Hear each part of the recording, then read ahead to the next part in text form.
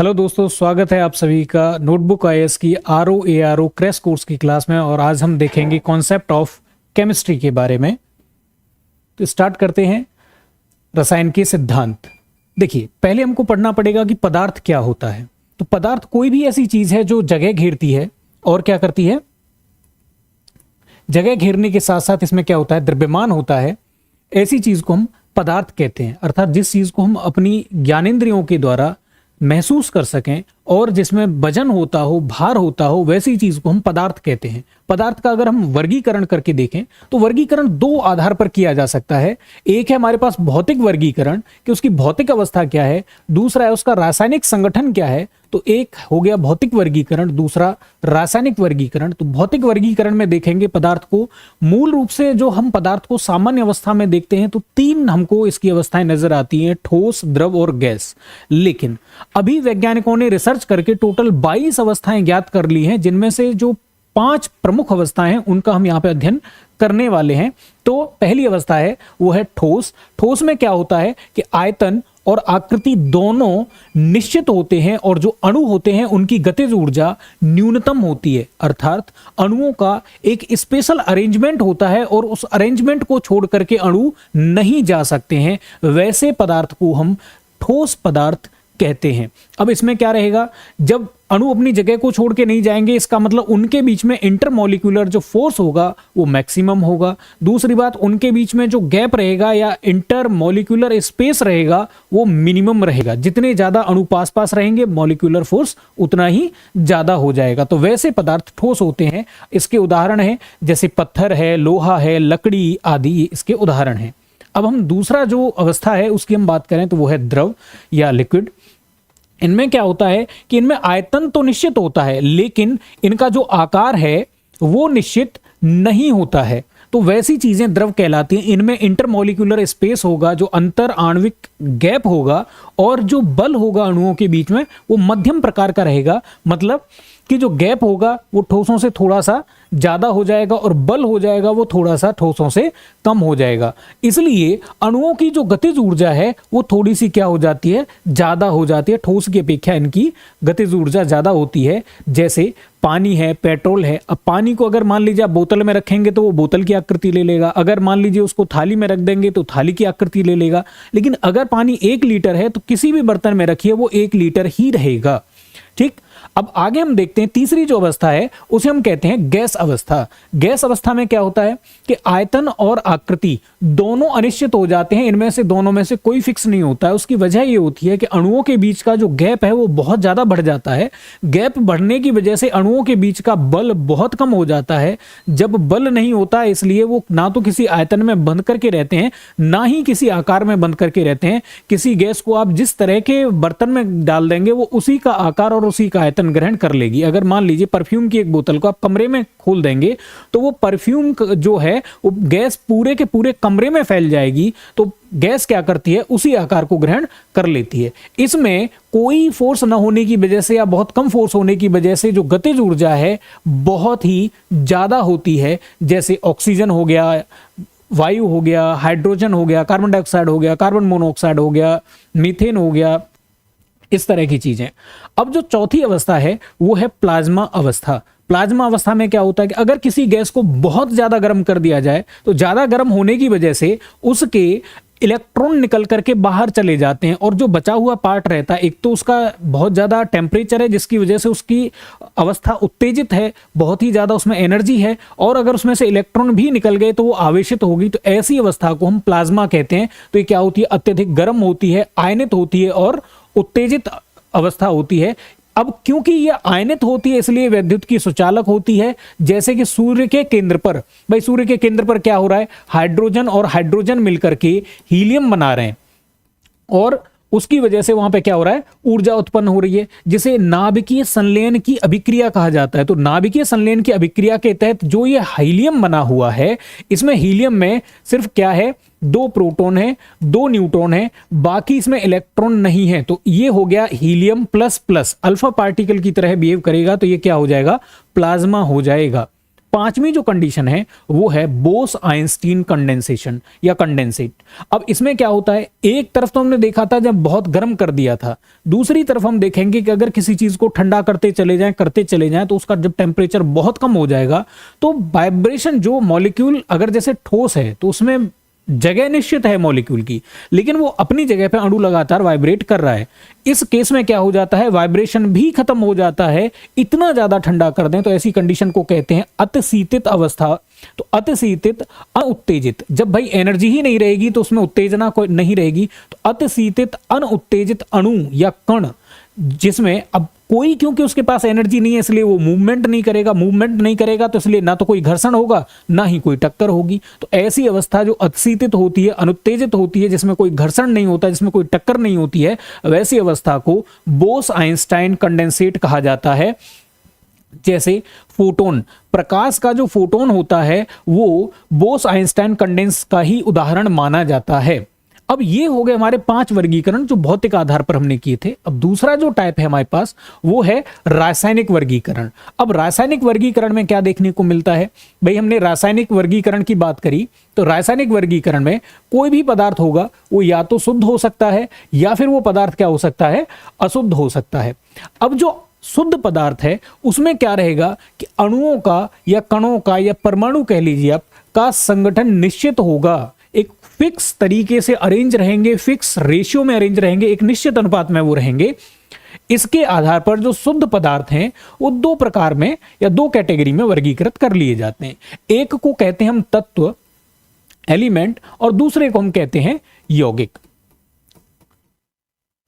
अब जो तत्व है उसमें क्या रहेगा, एक ही प्रकार के परमाणुओं से ये निर्मित रहता है, जैसे लोहा है, ऑक्सीजन आदि। अब तत्व क्या रहेगा, ये परमाणविक अवस्था होती है, किसी भी चीज की परमाणविक अवस्था। जैसे मान लीजिए हमने लिया एग्जांपल लोहा या हमने लिया एग्जांपल ऑक्सीजन, ये परमाणविक अवस्था में ऑक्सीजन क्या होगी, तत्व होगी। अब यौगिक में क्या हो जाएगा, इसमें 2 या 2 से अधिक परमाणु जब एक साथ मिल जाते हैं तो यौगिक का निर्माण होता है। जैसे कि पानी है, कार्बन डाइऑक्साइड है या मान लीजिए ऑक्सीजन गैस है, तो ये क्या होती है, ये अणुक अवस्था होती है। अणुक अवस्था होती है जैसे ऑक्सीजन गैस, ये ऑक्सीजन परमाणु है, ये ऑक्सीजन गैस है, ऑक्सीजन अणु है, या पानी या कार्बन डाइऑक्साइड। आप इसमें देखेंगे तो ऑक्सीजन के बीच में जो रेशियो है वो बराबर का रहता है। यहां पे आप देखेंगे जो रेशियो है वो हमेशा 2.1 रहेगा, यहां पे जो रेशियो है वो 1.2 हमेशा यही रहेगा। किसी भी तरह से बनाइए हमेशा आपको यही रेशियो मिलेगा। तो इस तरह के जो पदार्थ होते हैं उनको हम कहते हैं यौगिक। अब जो दूसरी तरफ पदार्थ हैं जिनको हमने अशुद्ध पदार्थ कहा था, तो अशुद्ध पदार्थ का एक प्रकार होता है जिसको हम कहते हैं मिश्रण। मिश्रण क्या है कि अगर मान लीजिए जब कोई निश्चित संगठन नहीं होता है, कोई फिक्स संगठन हो गया तब तो शुद्ध बन गया था। अगर कोई फिक्स संगठन नहीं है, कोई निश्चित संगठन नहीं है, तो वैसी कंडीशन में इसको क्या कहा जाता है, अशुद्ध पदार्थ कहा जाता है। और अशुद्ध पदार्थ का एक प्रकार है मिश्रण। अब मिश्रण में अगर हम देखें तो हमको यह देखने को मिलता है मिश्रण में कि पदार्थ अनिश्चित अनुपात में मिले होते हैं। मिश्रण की जो कंडीशन है वो क्या है, अनिश्चित अनुपात में मिले होते हैं। जैसे हमने चीनी लिया और उसमें क्या कर दिया, पानी मिला दिया, तो इससे हमको बन गया शरबत, शरबत मिल गया हमको। अब लेकिन जब हम शरबत बनाते हैं, या मान लीजिए हमने दूध लिया या इसमें फिर हमने चाय की पत्ती डाली प्लस इसमें क्या डाल दिया, मीठा डाल दिया या चीनी डाल दी, तो हमको ये क्या मिल गई, चाय मिल गई। ये सभी क्या है, ये सभी मिश्रण हैं। मिश्रण में अनुपात निश्चित नहीं है, तो जब हम शरबत बनाते हैं तो एकदम एग्जैक्ट नहीं नाप करके लेते हैं ना। चीनी कभी ज्यादा हो सकती है, कभी कम हो सकती है। चाय भी जब हम पीते हैं, कोई ज्यादा मीठी चाय पीता है, कोई बिना दूध वाली पीता है, कम दूध वाली पीता है। इस तरीके से अलग अलग अनुपातों को लेते हैं। ये संगठनों की विशेषता को ही दर्शाते हैं। देखिए जो यौगिक था उस वाले केस में क्या हुआ था, यौगिक वाले केस में, यौगिक में जैसे ऑक्सीजन है, उसका काम है वस्तुओं को जलाना या जलवाना, हेल्प करता है जलने में। और ऑक्सीजन है, इसका काम है जलना। मतलब ये दोनों ही आग के कारक हैं।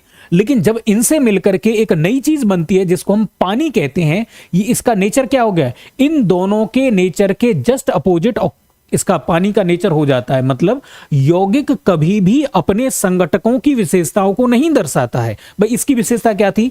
आग को लगवाना। इसकी विशेषता क्या थी? आग में जल जाना। लेकिन पानी की विशेषता क्या है? आग को बुझा देना। जस्ट अपोजिट नेचर को ये शो कर रहा है। लेकिन मिश्रण के केस में क्या होता है? संघटक की जो विशेषता होगी उसी को ये शो करेगा। पानी है, पानी का कोई स्वाद नहीं है, इसलिए पानी क्या है? सिर्फ लिक्विफाई करने का काम करता है, उसको तरलता प्रदान करने का काम करता है। लेकिन अगर उसमें चीनी मिला देंगे, चीनी मीठी होती है तो मिश्रण मीठा हो जाएगा। अगर उसमें नमक मिला देंगे तो नमक का स्वाद नमकीन होता है तो मिश्रण कैसा हो जाएगा? शरबत कैसा हो जाएगा? नमकीन हो जाएगा। तो ये सिर्फ और सिर्फ संघटकों पे निर्भर करता है। जो मिश्रण है वो दो प्रकार के होते हैं। एक होते हैं समांगी मिश्रण और दूसरे होते हैं विषमांगी मिश्रण। जो मिश्रण है उसके दो प्रकार हैं। समांगी ऐसा है और दूसरा है विषमांगी। समांगी ऐसा है जिसमें आप कहीं से भी कोई भी सैंपल ले लीजिए, हर जगह सैंपल सेम ही मिलेगा। जैसे आपने मान लीजिए एक बर्तन में चाय भर रखी है, उसमें से आप कहीं से भी चाय एक चम्मच में उठा लीजिए, हर जगह आपको चाय का टेस्ट सेम ही मिलेगा। तो इस तरह के मिश्रणों को कहते हैं समांगी मिश्रण। इनमें संगठन और गुण पूरे मिश्रण में समान होते हैं। जैसे विलयन हो गया। विलयन अभी जैसे हमने शरबत का एग्जांपल लिया, चाय का एग्जांपल लिया। या जैसे मान लीजिए हवा है, तो हवा ऐसा नहीं कि यहाँ पे हवा दूसरे टाइप की है। हाँ, दूरी बढ़ने पर, लंबाई बढ़ने पर या ऊंचाई बढ़ने पर ये संगठन बदल सकता है हवा के लिए।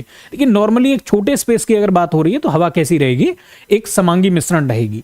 दूसरा जो इसका है वो है विषमांगी मिश्रण। अब विषमांगी मिश्रण में क्या होता है कि संगठन और गुण समान नहीं होते हैं। जैसे कंक्रीट, अलग अलग इनको देखा जा सकता है। भाई जैसे कंक्रीट होती है तो उसमें लोहे को आप अलग देख सकते हैं, गिट्टियों को अलग देख सकते हैं, सीमेंट आपको अलग दिखता है। तो वैसा जो मिश्रण होगा उसको हम क्या कहेंगे? विषमांगी मिश्रण कहेंगे। या मान लीजिए हमने बालू में और अगर हमने मान लीजिए चीनी के दाने मिला दिए तो ये भी कैसा हो जाएगा? विषमांगी मिश्रण हो जाएगा। या बालू में हमने क्या कर दिया? लोहे के टुकड़े मिला दिए तो ये भी क्या हो गया? विषमांगी मिश्रण का एक प्रकार हो गया। अब आगे हम इसमें देखते हैं अणु। अणु क्या है? क्योंकि अणु और परमाणु दोनों का ही जिक्र इन कॉन्सेप्ट को समझने के लिए किया गया था, तो उसको हम समझते हैं। तो पदार्थ का छोटे से छोटा रूप जो स्वतंत्र रह सकता है उसको हम अणु कहते हैं। मतलब जैसे मान लीजिए हम बात कर रहे हैं H2O की, तो H2O अपने आप में स्वतंत्र है, ये अकेला भी रह सकता है, इसको किसी और की हेल्प की कोई जरूरत नहीं है, इसको किसी के साथ कोऑर्डिनेशन की कोई खास आवश्यकता नहीं पड़ती है, ये अपने आप में सेटिस्फाइड होता है। ये अणुक अवस्था है, अणु है ये, और ये क्या है? सेटिस्फाइड अवस्था में है, संतृप्त अवस्था में है। इसमें पदार्थ के सभी गुण विद्यमान रहते हैं। अब अगर मान लीजिए चाहे तो हम पूरे पानी की बात करें, चाहे पानी के एक अणु की बात करें, तो पानी के एक अणु में वो सारे गुण होंगे जो पूरे के पूरे पानी में विद्यमान होते हैं। वैसे इसके एग्जाम्पल हैं, जैसे कि पानी है, NaCl है, हम इसका एक एग्जाम्पल कार्बन डाइऑक्साइड ले सकते हैं, मीथेन हम इसका एक एग्जाम्पल ले सकते हैं, एथेन ले सकते हैं इसका एग्जाम्पल एक, C2H6। इस तरीके से हम इसके बहुत सारे एग्जाम्पल ले सकते हैं। लेकिन परमाणु क्या होता है? परमाणु पदार्थ का वह रूप है जो स्वतंत्र अवस्था में नहीं रह सकता है, लेकिन ये रासायनिक अभिक्रिया में, अणुओं की बात करेंगे तो रासायनिक अभिक्रिया में भाग नहीं लेते हैं, लेकिन परमाणु क्या करेगा? रासायनिक अभिक्रिया में भाग लेता है। इसका मतलब जैसे अभी हम मान लीजिए बात करें तो परमाणु क्या है? Na। दूसरा परमाणु क्या है? क्लोरीन। ये Na, ये क्लोरीन हो गया। इस तरीके से हम मान लीजिए करना चाहें तो ये क्या करेगा? ये यहां पे पहले परमाणु अणु में टूट जाएगा, ये अणु सॉरी परमाणु में टूट जाएगा और ये बन जाएगा 2NaCl। तो इस तरीके से रासायनिक अभिक्रियाओं में ये भाग लेते हैं। अणु पहले टूटता है तब भाग लेता है। जॉन डाल्टन नाम के एक साइंटिस्ट हैं, माना तो ये जाता है कि भारत के एक ऋषि हैं, ऋषि कनाद, उन्होंने परमाणु के बारे में सबसे पहली थ्योरी दी थी। लेकिन जॉन डाल्टन ने साइंटिफिकली इस चीज को कैटेगराइज करके इसके बारे में तमाम सारी बातें बताई कि भाई परमाणु को तोड़ा नहीं जा सकता, इसको काटा नहीं जा सकता, इस पर कोई आवेश नहीं होता, ये अनावेशित होता है और ये ठोस होता है और इससे छोटा कोई कण पॉसिबल हो ही नहीं सकता। इसको स्मॉलेस्ट पार्टिकल के रूप में उसने डिफाइन किया। उसने ये भी बताया कि अंदर से पूरी तरह से ठोस होता है, दुनिया की हर एक चीज इसी से बनी होती है। तो डाल्टन ने जो भी बोला था उसमें से कुछ बातें सही थी। जैसे उसने कहा कि अनावेशित होता है, ये बात बिल्कुल सही थी। उसने बोला कि ये ऐसा कण है जो रासायनिक अभिक्रियाओं में भाग लेता है, ये बात बिल्कुल सही थी। एटम का मतलब ही होता है एटम, जिसको तोड़ा ना जा सके। ठीक, अब लेकिन अब धीरे धीरे एक थॉमसन नाम के एक साइंटिस्ट आए जिन्होंने इलेक्ट्रॉन की खोज कर दी, तो इसमें थोड़ा सा गड़बड़ आने लगा जो डाल्टन की थ्योरी थी। तो बाद में थॉमसन का एक तरबूज मॉडल आया कि भाई परमाणु कैसा होता है, एक तरबूज की तरह होता है, तरबूज के बीज जैसे होते हैं उसमें इलेक्ट्रॉन भरे होते हैं, और तरबूज का जो लाल वाला हिस्सा है वो मान लीजिए कि परमाणु का पॉजिटिव पार्ट होता है, सकारात्मक भाव होता है, और टोटल जो परमाणु है वो अनावेशित ही रहता है। लेकिन इसमें भी एक समस्या आ गई तो रदरफोर्ड साहब ने इसको फिर सुधार किया। तो रदरफोर्ड साहब ने क्या किया, उन्होंने बताया कि जो परमाणु है वो हमारे सोलर सिस्टम की भांति होता है, बीच में नाभिक होता है जैसे सूरज है, और चारों तरफ इलेक्ट्रॉन घूमते रहते हैं जैसे कि हमारे प्लैनेट सूरज के चारों तरफ घूम रहे हैं। तो उनका जो मॉडल है वो सोलर मॉडल कहलाया। थॉमसन का जो मॉडल है वो वाटरमेलन मॉडल कहलाया। और इसमें भी जब गड़बड़ी आने लगी तो बोर नाम के एक साइंटिस्ट आए, नील्स बोर ने अपना एक बोर मॉडल दिया, और बोर मॉडल में जो बाकी जितनी भी कमियां थी सबको सेटल कर दिया, उसने ठीक कर दिया। आगे हम देखते हैं कि जो परमाणु है हमारे पास उसमें कुछ और भी कण होते हैं जिनको हम फंडामेंटल पार्टिकल कह सकते हैं यहां पे। तो इसकी खोज, जो इलेक्ट्रॉन है इसकी खोज करी थी थॉमसन साहब ने, और ये कैसा है, एक ऋणावेशित पार्टिकल होता है। हम जानते हैं कि एक ऋणावेशित पार्टिकल है, इसका जो आवेश होता है वो 1.6 इंटू 10⁻⁻19 कूलम्ब होता है। अब जो दूसरा पार्टिकल है ये है प्रोटॉन। प्रोटॉन क्या है, इसकी खोज गोल्डस्टीन ने की थी और रदरफोर्ड ने इसकी व्याख्या की थी। आप बहुत सारी जगह देखेंगे कहीं पे प्रोटॉन की खोज रदरफोर्ड लिखा रहता है, कहीं पे प्रोटॉन की खोज गोल्डस्टीन लिखा रहता है। दोनों ही सही हैं अपनी अपनी जगह पे। गोल्डस्टीन ने पहले करी थी लेकिन उनको पता नहीं था कि उन्होंने प्रोटॉन की खोज करी है। एक्चुअली उन्होंने कैनाल किरणों की खोज करी थी। एक डिस्चार्ज ट्यूब होती है इस तरह से, उसमें एक तरफ एक पॉजिटिव हिस्सा लगा होता है, एक तरफ एक नेगेटिव हिस्सा लगा होता है। पॉजिटिव वाले को एनोड कहते हैं और जो नेगेटिव वाला होता है उसको कैथोड कहते हैं। तो जो किरणें कैथोड से इधर जाती थीं उनको कहा गया कैथोड रेज, जिनको हम बीटा रेज भी कह सकते हैं, और जो एनोड की तरफ से जाती थीं इनको कहा गया कैनाल रेज। अब कैनाल रेज एक्चुअली क्या होती हैं, किसी भी पदार्थ का ये नाभिक होती हैं या किसी भी गैस का ये नाभिक होती हैं। तो अगर मान लीजिए हमने वो गैस अगर हाइड्रोजन ले ली तो हाइड्रोजन में क्या होता है, देखिए मोटा मोटी इलेक्ट्रॉन रहते हैं बाहर, बीच में नाभिक होता है, नाभिक में प्रोटॉन रहते हैं और न्यूट्रॉन रहते हैं। तो अगर हाइड्रोजन की बात करें तो हाइड्रोजन में जो सिंपल हाइड्रोजन होती है, सामान्य हाइड्रोजन, उसमें न्यूट्रॉन नहीं होता है। तो अगर इलेक्ट्रॉन निकल गया, क्योंकि ये क्या है, नाभिक है, तो इलेक्ट्रॉन निकल जाएगा तो बचेगा क्या, प्रोटॉन। इसलिए कहा जाता है कि गोल्डस्टीन ने खोज करी। गोल्डस्टीन ने एक्चुअली कैनाल रेज की खोज करी थी और कैनाल रेज में उसने हाइड्रोजन का यूज किया था, इसलिए बोला जाता है कि प्रोटॉन। अगर दोनों दे रखे हो तो गोल्डस्टीन लगाइए, केवल रदरफोर्ड दे रखा है तो रदरफोर्ड लगाइए। रदरफोर्ड ने व्याख्या करी, नाभिक की खोज भी रदरफोर्ड ने ही करी थी, और रदरफोर्ड के हिसाब से ये कैसा पार्टिकल है, यह एक धनावेशित पार्टिकल होता है, धनावेशित कण होता है। अब न्यूट्रॉन की बात करें, अब देखिए वजन जो था नाभिक का जितना होना चाहिए था उससे कुछ कम आ रहा था कैलकुलेशन में। तो चैडविक ने जब रिसर्च करी तो उनको पता चला कि भाई एक ऐसा कण होना चाहिए जिसमें वेट तो हो, जिसमें मास तो हो, लेकिन जिसमें कोई चार्ज नहीं होना चाहिए। तो एक ऐसा पार्टिकल खोजा गया न्यूट्रॉन। न्यूट्रल चीज, न्यूट्रल का मतलब होता है जिसमें कोई आवेश ना हो, इसलिए जो कण है उसका नाम रख दिया गया न्यूट्रॉन। अब न्यूट्रॉन की बात करें तो ये अनावेशित होता है और इसका जो भार है वो प्रोटॉन के बराबर ही होता है। न्यूट्रॉन प्रोटॉन दोनों अंदर रहते हैं नाभिक में और इलेक्ट्रॉन चारों तरफ चक्कर लगाते रहते हैं। आगे अगर हम बात करें तो देखिए, अब न्यूट्रॉन प्रोटॉन थ्योरी के आधार पर कुछ ऐसा हमको देखने को मिलता है कि कुछ को हम समस्थानिक कह देते हैं, कुछ को संभारिक कह देते हैं। ये जब हम बात करते हैं, अभी जब इनके यूज पढ़ेंगे तो हम देखेंगे इनकी जरूरत आखिर क्यों पड़ती है। केमिस्ट्री पढ़ते समय इन चीजों की जरूरत पड़ती है क्योंकि इनका यूज अलग अलग क्रियाओं में किया जाता है, अलग अलग इनके यूज हैं, इस वजह से इन चीजों को कैटेगराइज करने की जरूरत पड़ी है हमको। समस्थानिक, अगर इसको हिंदी में दो हिस्सों में तोड़ेंगे तो समस्थानिक, सम मतलब समान, जो समान स्थान पर व्याप्त रहते हैं या स्थित होते हैं वैसी चीजों को समस्थानिक कहा जाता है। तो ऐसे परमाणु जिनका परमाणु क्रमांक तो होता है समान लेकिन जिनका परमाणु भार होता है अलग अलग। परमाणु भार और परमाणु क्रमांक क्या है उसको देख लेते हैं। तो जैसे मान लीजिए कोई एक परमाणु है, मान लीजिए हमने सोडियम की बात करी, तो सोडियम क्या है, इसमें 11 प्रोटॉन है, इसमें 11 इलेक्ट्रॉन है और इसमें मान लीजिए 12 न्यूट्रॉन है। तो होगा क्या कि इसमें 12 है प्लस 11, 12 न्यूट्रॉन 11 प्रोटॉन, ये तो रहेंगे नाभिक के अंदर। और इस तरीके से अलग अलग कक्षाओं में बोर के हिसाब से पहली कक्षा में 2, दूसरी कक्षा में 8 और तीसरी कक्षा में 1 इलेक्ट्रॉन इस तरीके से चक्कर लगा रहा होगा। ये परमाणु की संरचना रहेगी। तो इस तरीके से ये सेट रहता है। अब मान लीजिए कोई एक ऐसा और पार्टिकल है जिसमें क्या है, प्रोटॉनों की संख्या अगर समान है, तो जो किसी भी परमाणु में प्रोटॉनों की संख्या होती है उसको हम कहते हैं परमाणु क्रमांक। और किसी भी परमाणु की प्रोटॉन प्लस न्यूट्रॉन मिलकर के जो संख्या बनती है उसको हम कहते हैं परमाणु भार। तो जैसे हम यहां पे बात करेंगे तो सोडियम का परमाणु क्रमांक होगा 11 और इसका जो परमाणु भार होगा वो 11 प्लस 12, ये हो जाएगा 23।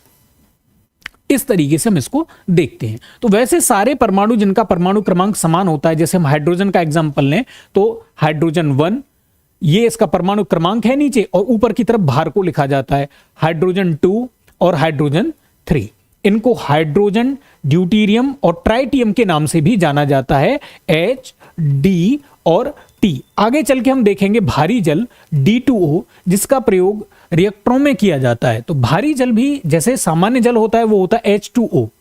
T बहुत ही कम मात्रा में मिलता है, इसलिए T2O का बहुत ज्यादा आपने उपयोग नहीं सुना होगा कहीं भी। चलिए अब इसके कुछ अनुप्रयोग हैं इन चीजों के, उनको देख लेते हैं। तो कार्बन 14, जैसे कार्बन के भी समस्थानिक हैं, 3 समस्थानिक हैं इसके, 6 समस्थानिक मतलब जो सेम ही जो पीरियडिक टेबल है उस पर एक ही जगह पे जो परमाणु उपस्थित होते हैं उनकी बात हो रही है। तो C12, C13 और C14, इनमें से जो C12 है और C14 है ये ज्यादा फेमस हैं, तो हम इनकी बात करते हैं। एक्चुअली होता क्या है, एक रेशियो फिक्स रहता है, लगभग 98:2 का एक रेशियो रहता है। अब कार्बन 14 क्या है, ये सेल्फ डिके हो जाता है, मतलब खुद से ही ये धीरे धीरे धीरे धीरे करके खत्म हो जाता है। इस चीज को केमिस्ट्री या फिजिक्स की भाषा में रेडियो एक्टिविटी या स्वतः विघटन की अवस्था कहा जाता है। तो ये रेडियो एक्टिव डिके की वजह से खुद से खत्म होता चला जाता है, तो ये रेशियो धीरे धीरे गड़बड़ होता चलता है। इस रेशियो की खत्म होने की भी एक निश्चित दर होती है, एक म्याद होती है। उसी चीज को मेजर करके हम क्या कर सकते हैं, चीजों की उम्र का पता लगा सकते हैं। जैसे उम्र का पता लगाने के लिए हमको चीजों का पता लगाना है कितनी है, तो जैसे मान लीजिए अगर हमको पेड़ की पता करना है तो हम क्या करेंगे, पेड़ जैसे जैसे बड़ा होता जाता है उसमें ऐसे करके रिंग बनती चली जाती है। रिंग एक साल में एक रिंग बनती है, जितनी रिंग बन जाएंगी पौधा उतना ही पुराना हो चुका होगा। और खासतौर से ये भूमध्य रेखीय इलाके में ये इसको हम काउंट नहीं कर सकते, वजह कि वहां मौसम ज्यादा परिवर्तित नहीं होता है। ये ऐसी जगह पे जहां पे बर्फ पड़ती हो, फिर गर्मी भी ठीक ठाक रहती हो, उन इलाकों की बात हो रही है, तो वहां पे रिंग्स बनते चले जाते हैं। रिंग्स को हम काउंट कर लेते हैं। इस प्रक्रिया को डेंड्रोकोलॉजी कहा जाता है। अब एक तो पेड़ की उम्र ज्ञात करने के लिए हमने रिंग का यूज किया, फिर कुछ होते हैं हमारे पास फॉसिल्स। फॉसिल्स की उम्र को ज्ञात करने के लिए ऐसी चीजें जो किसी जमाने में जिंदा थी लेकिन आज मर करके सड़गल करके उनका कुछ एक स्पेशल स्ट्रक्चर बन गया है, जिनको हम जीवाश्म कहते हैं, उनकी अगर उम्र ज्ञात करनी है तो फॉसिल्स के लिए हम यूज करते हैं C14 मेथड। और अगर मान लीजिए हमको पता करना है कि चंद्रमा की उम्र क्या है, पृथ्वी की उम्र क्या है, तो उसके लिए जैसे हम ग्रहों की बात करें, चट्टानों की बात करें, तो उसके लिए हम यूज करते हैं यूरेनियम मेथड। 3 टाइप के टोटल मेथड यूज किए जाते हैं। इसका जो अगला अनुप्रयोग है, जैसे D2O भारी पानी या भारी जल का प्रयोग नाभिकीय भट्टी में किया जाता है। इसका प्रयोग जो इलेक्ट्रॉन होते हैं उनकी स्पीड को कम करने के लिए एक मंदक के तौर पर या कई सारे रिएक्टरों में एक शीतलक के तौर पर किया जाता है। कोबाल्ट 60 का प्रयोग कैंसर के उपचार में किया जाता है। अब इसका जो एक ये हो गया समस्थानिक, अगला जो टाइप है वो है समभारिक का, आइसोबार्स का। तो ऐसे परमाणु जिनके भार तो होते हैं समान लेकिन क्रमांक होता है अलग अलग, मतलब जिनमें प्रोटॉनों की संख्या अलग अलग रहे लेकिन प्रोटॉन और न्यूट्रॉन दोनों को मिलाकर के संख्या क्या रहे, समान रहे। ऐसे परमाणुओं को हम समभारिक परमाणु के नाम से जानते हैं। जैसे 18 आर्गन 40 या आर्गन 14, पोटेशियम 40 और कैल्शियम 40। अगर इनको देखेंगे तो इनके भार हैं 40, 40 और 40 आते हैं, और जबकि इनके क्रमांक हैं 18, 19 और 20। तो इस तरह के परमाणुओं को समभारिक परमाणुओं के नाम से जाना जाता है। आगे हम देखेंगे समन्यूट्रॉनिक। कुछ ऐसे परमाणु भी होते हैं जिनके नाभिक में न्यूट्रॉनों की संख्या समान होती है। इनमें इनके प्रोटॉन कुछ भी हो सकते हैं, इनके न्यूट्रॉन समान रहेंगे और इनका भार कुछ भी हो सकता है। तो ऐसे परमाणुओं को हम समन्यूट्रॉनिक कहते हैं, जैसे कार्बन 14, जैसे नाइट्रोजन और ऑक्सीजन। इसमें देखेंगे तो इसमें प्रोटॉनों की संख्या क्या होगी? 6। इसमें प्रोटॉनों की संख्या क्या होगी? 7। इसमें प्रोटॉनों की संख्या क्या होगी? 8। इनके भार अगर देखेंगे, वेट अगर देखेंगे तो इसमें 14, इसमें 15, इसमें 16। अगर इसमें नंबर ऑफ न्यूट्रॉन देखेंगे तो नंबर ऑफ न्यूट्रॉन हो जाएगा 14 में से आप 6 घटा दीजिए, 8, 8। इसमें भी देखेंगे 8। सभी में न्यूट्रॉनों की संख्या समान है, तो ऐसे परमाणुओं को हम समन्यूट्रॉनिक के नाम से जानते हैं। तो आज की क्लास के लिए इतना ही। बहुत बहुत धन्यवाद। अगर आप यूपीएससी या किसी स्टेट पीसीएस या फिर यूपी पुलिस या फिर डीएसएसबी के लिए किसी भी कोर्स के लिए अगर हमसे जुड़ना चाहते हैं तो आप दिए गए नंबरों पर हमसे संपर्क कर सकते हैं। और ये जो हमारे पास जो प्रोग्राम है ये ऑनलाइन, ऑफलाइन और हाइब्रिड मोड में तीनों ही तरीके से आपको मिल जाएगा। तो हमारे इन नंबरों पर कांटेक्ट करिए। बहुत बहुत धन्यवाद।